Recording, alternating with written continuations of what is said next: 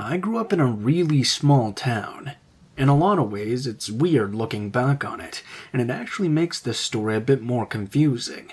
That's because growing up in the school system that I did, not many new students were coming in and out of the school. By high school, just about everyone knew everyone else. That being the case, it was somewhat hard for people to hold secrets from one another. I'll come right out and let you know that I was not a very popular kid when I was growing up, or even in high school. I was pretty skinny all while I was growing up, and I was smart as well. Apart from not being popular, though, I wasn't exactly unpopular either. I kinda grew into my frame once I reached high school, and I did manage to make some friends. I wasn't exactly the stereotypical bullied type. During my senior year of high school, I had one of the strangest experiences of my entire life. The entire time I was in school, most people just accepted the fact that I was the smartest kid and the hardest worker. In junior high, if I would ever sit by an underachiever, I would be the student they'd pressured to copy off of, and more often than not, I would just let them do it. As long as they made it so that if they were caught, it looked like I was not aware of what was going on. A couple of months into my senior year, a new student transferred into the senior class. He was from LA, and his family had moved to our area for his father's job. It was a huge adjustment for him, moving from the city to moving to a small rural area. Our school was extremely small too, not a lot of students compared to what he was used to. We'll call him Kyle, even though obviously that's not his real name. Now, I don't want anyone to believe that I was the only smart kid that existed in the entire school. Of course, there were plenty of other smart students, and I don't want to make it seem like I was so much better than any of them or anything. But Kyle was a whole lot more like me than most of the other ones. And although I did have some friends, he and I just had a whole lot in common. Kyle and I began hanging out quite a lot. We ate lunch together, talked in between classes. After knowing each other for a few weeks, the two of us began hanging out after school as well. This was because of the quite frankly amazing amount of things we found out we had in common. One of the things the two of us really had in common was the sort of obsession with being valedictorian of our class. Like I mentioned, in my school and growing up, it was pretty much just assumed that I was always going to take that title, and with the way things had gone throughout my entire high school career, it appeared that this would come to fruition. But when Kyle and I talked about it, something occurred to me. I didn't know if this was a real thing or not, but I recalled hearing that transfer students aren't considered for that, and once it came up in our conversation. Kyle was, if nothing else, completely shocked at the thought. He was even pretty upset about it, and actually told me he had been looking forward to competing with me for the title. I didn't realize just how much it had meant to him, nor that he had seen our friendship like that. But I reaffirmed that I didn't know this for sure. It was just something that I had heard before. I encouraged him not to be worried about it, until he knew for sure as well. Well, Kyle found out, and when he did, he wasn't exactly pleased. I was right. Transfer students were not considered for valedictorian, no matter how good their grades happened to be. For a while, he was very upset. He was so concerned about all the work that he had done for this goal that he would not have been able to accomplish. I was only able to get him to calm down by telling him that it was just a title that didn't really matter. When he got to college, he wouldn't care so much about that anymore. His grades would get him to any college he wanted to go to anyway, and if he wanted to, he and I could still play a game. We would just compete against one another in a more sort of friendly way. After that, Kyle and I went back to what we had been doing before. We were friends, and it was great. When graduation time and final grades came, Kyle did slightly better than I did in one class. I got an A, and he got an A+. He actually won the little competition we had with each other, and if a transfer student could be valedictorian, Kyle would have been it. Fortunately, though, he didn't seem upset by this development at all. Kyle developed this obsession for going on hikes, too. It wasn't something he had expressed before graduation, but we would often explore the wooded area around our home. He wanted to go camping out there too, but I was never the type of person to want to do that. One night, Kyle was sleeping over at my house. While we were sleeping, I was suddenly woken up by this terrible noise. Panicking, I waited for my eyes to adjust to the light.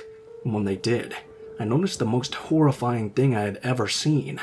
Kyle was sitting there stabbing himself in the leg over and over again with what looked like some sort of pen. He hadn't noticed yet that I had woken up, so I pretended that I was still asleep. I guess I should have tried checking on him or something, but I was too freaked out to do anything. He quit, and I think at some point we both went back to sleep. Kyle and I quickly drifted apart after that.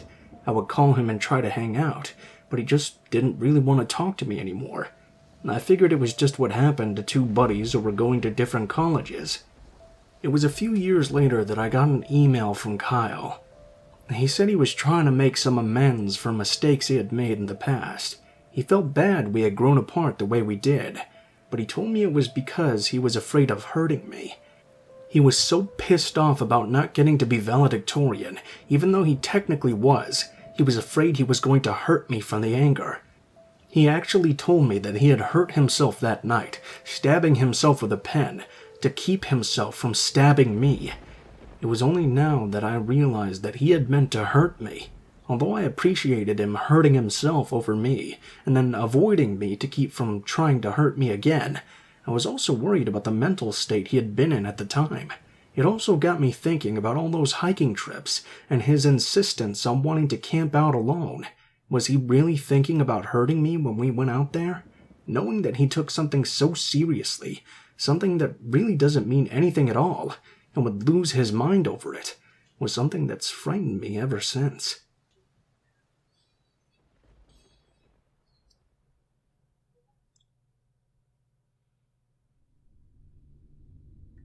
Every now and then, you just get really unlucky, and there was this one time when I got really unlucky as well.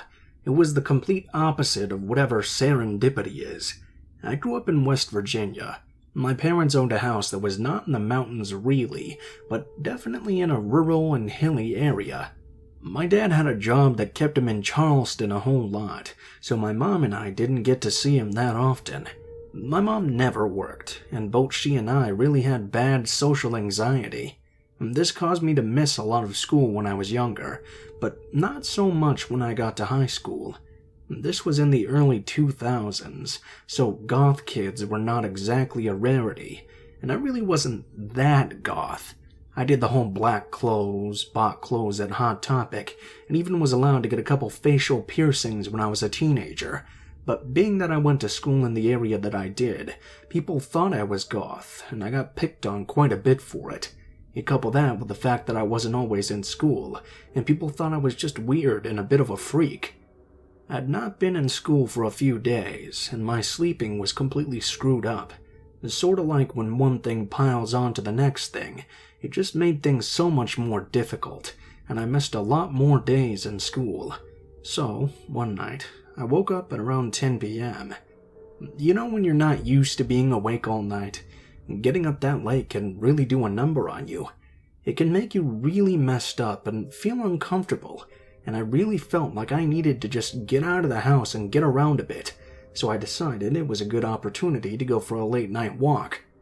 I mentioned before that we lived in a rural and hilly area. The roads were all gravel too, and they generally made for some really peaceful night walks under the moon.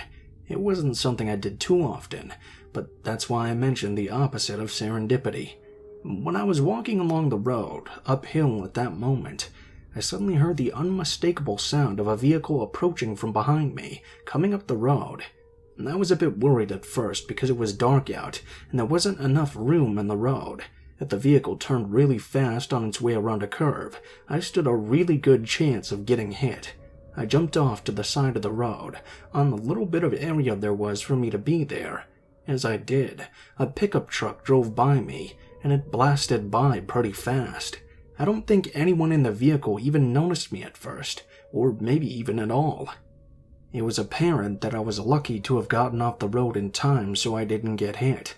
I went back to walking after the truck went by, and I figured it would probably be the only vehicle I was likely to come across that night. But just a few minutes later, I heard the sound of a vehicle on the gravel road once again. This time, however, it was coming from uphill and going downhill. And this time it seemed to be going even faster. I was able to get out of the way again, but this time just barely. Imagine my surprise when I noticed it was the exact same truck I had just avoided narrowly before. I was short of breath from getting out of the way as quickly as I could, but I was able to tell myself that either the truck had just taken a wrong turn and had to find a place to turn around, or the owner of the truck had made their stop and gone back. I went walking again, but it wasn't long before I heard that engine once more. It was coming up the hill this time, and much faster than before. The moment I saw the headlights come around the curve, I had to jump out to the side of the road quickly. It was that truck again. It sped past me, but this time I heard someone yell at me out the window of the truck. "You fucking freak!" It was quickly out of view. It didn't take long before this happened yet again, and once again I barely managed to jump off the side of the road. This time they yelled, "We're going to kill you, you effing homo." I thought I knew the voice, but I couldn't quite be sure, and now I was very alarmed. I didn't even get back on the road. I was confident that the truck would come back, and that these assholes were hoping that they were going to hit me. I waited until the car came by again, and I was freaked out when it did. I was panicking, wondering how exactly I was going to get out of this. This had to be someone I knew from school, and it seemed like they were trying to torture me. It was when the truck came by once again that I had to wonder what I could do to get out of this, and there was only one thing I could think of. I would have to try to get down the side of the hill. It was very steep, though, and covered with vegetation. It was probably just as dangerous as it would be if I stayed where I was. The truck was coming back down the hill, and I decided I would run down the side of the hill once it passed me. I told you how thin those roads were, and how dangerously fast it was going. Whoever was yelling at me was still doing it, but this time they got caught off guard when they tried to turn the corner a lot sharper than they should have. I heard this horrible screeching noise, and then watched as the truck skidded in the gravel, and then drove right off the side of the hill. It didn't go too far before it hit a tree, though. I wasn't sure what to do next, but I saw someone stumbling out of the passenger side door and the driver door. There was an accident, but it seemed they didn't die or anything. So what did I do? I ran down the hill. I ran and did not stop running until I made it off. When I was closer to my home, I walked the rest of the way. I placed an anonymous call to the police about the accident, and yeah, I did find out who it was. It was a couple of guys who gave me a rough time at school, and unfortunately, they didn't learn anything from it.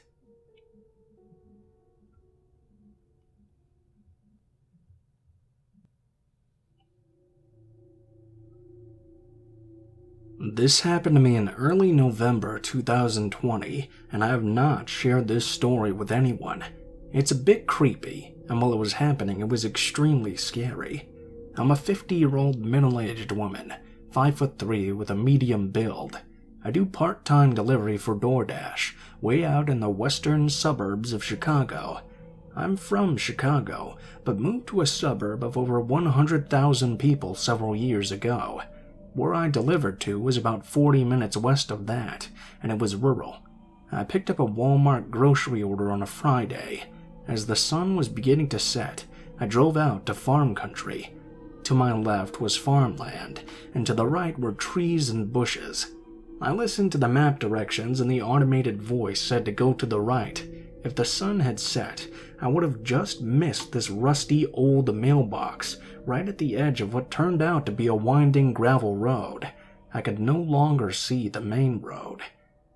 It was nestled in between a thicket of trees and bushes on both sides. I was a little bit weirded out by this. After a few minutes of driving, I approached what I will call a plateau of gravel and dirt. It was a couple hundred or so feet wide. To its right was a ravine filled with bushes and trees. I don't know exactly how deep it was, but I would have to turn around on the plateau to head back down the gravel road. I was nervous about backing up and somehow falling into the ravine. What I saw first as I pulled up to the plateau/clearing freaked me out. It was a carport with two rusted 1980s cars. One was a Toyota Camry and the other a Mazda. On top of the carport's covering was a 4 to 5 feet tall stone demon statue. On its head was a 1 to 2 foot tall dorsal fin. The statue just looked terrifying, and I debated on leaving. However, I got out of my SUV and quickly unloaded it while keeping a lookout. The front of the house was on the side of the ravine. I was definitely not going over there. There was an entrance at the carport to the back of the house. I didn't go to that door either. Instead, I hurriedly placed the bags on the trunk of the Toyota. I called the customer via the Doordash app to let them know I had placed the groceries. No answer. I then texted them. No response. I started up my vehicle and carefully began to back up when the back door of the house suddenly burst open. If you've ever seen the Texas Chainsaw Massacre, Wrong Turn, or any deranged hillbilly movie, you know exactly what the two men that walked out looked like. They walked out with this huge mastiff and stopped next to the Toyota. Then they just stared at me. The dog was barking and snarling, and they did not attempt once to calm it down. They didn't grab their bags, they just stared at me and wouldn't move.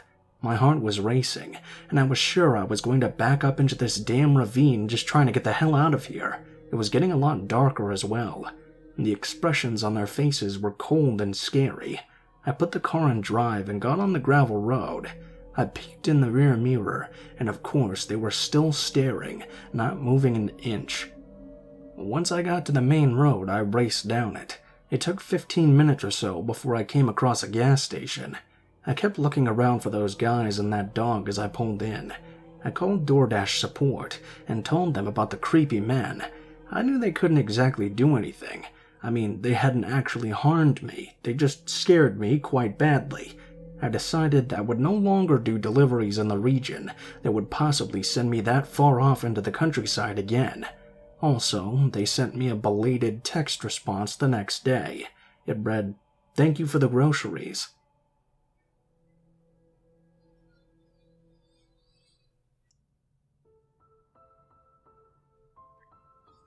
What is up, guys? Blue Spooky here. Thank you guys so much for watching, especially if you made it this far to the end of the video. If you guys liked the video, please be sure to like, share, comment, and subscribe if you feel so inclined.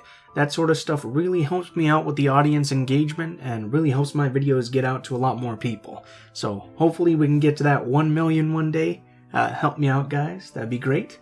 Once again, starting this week on the second channel, we're going to be doing some true crime stuff, probably twice a week if I feel in the mood for it, and feel like doing all the research required.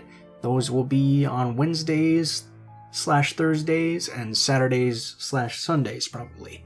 So look forward to that if you're interested. There's a link to my second channel in the description. The name is Mr. Blue Sky, so keep an eye out for that.